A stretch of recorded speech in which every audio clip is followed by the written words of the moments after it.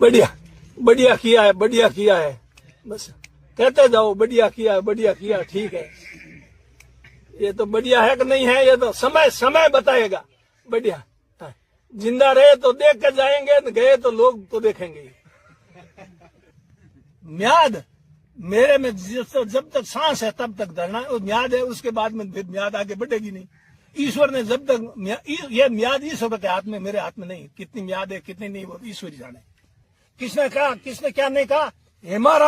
हेमाराम तो अपनी सरकार के खिलाफ भी डट के लड़ा है, और इनकी बीजेपी सरकार के खिलाफ डट के लड़ने में मुझे कोई किसी प्रकार की हिचक नहीं है। मैं मजबूती के साथ इनके खिलाफ लड़ाई लड़ूंगा, जनता के साथ खड़ा रहूंगा। और ये कह रहे हैं सही हुआ तो ठीक है, अब इन्होंने तो सही सोच के किया ही है। अब क्या सोच के किया ये तो ये जाने, अचानक रात को फैसला करना, बैकडेट में फैसला करना है। मैं कह रहा हूँ राज्य सरकार को शक्तियां हैं तभी तो किया है। शक्तियां नहीं होती राज्य सरकार कर दे, कहां से कर लेती। राज्य सरकार के पास अगर ये शक्ति होती बाड़मेर और बालोतरा को पाकिस्तान भेजने की, तो पाकिस्तान का आदेश कर देते। लेकिन राजस्थान में कहीं भी रद्दोबदल कर सकती है, शक्ति है, मैं मानता हूँ। पर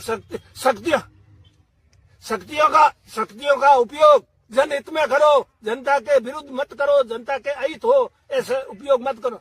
हाँ, नई बात 9 दिन खाची तानी 13 दिन, पर ये भूल हो गई है इनकी। इन्होंने बहुत बड़ी गलती हो गई है, चूक हो गई है। इनको इस बात का एहसास बाद में लगेगा, बाद में ये पछताएंगे। कोई भी गलत निर्णय होता है ना, तो उसका परिणाम जब सामने आता है ना, तब पता लगता। अभी इनको दिखता नहीं, अभी इनको आसमान बहुत नीचे दिखाई दे रहा है।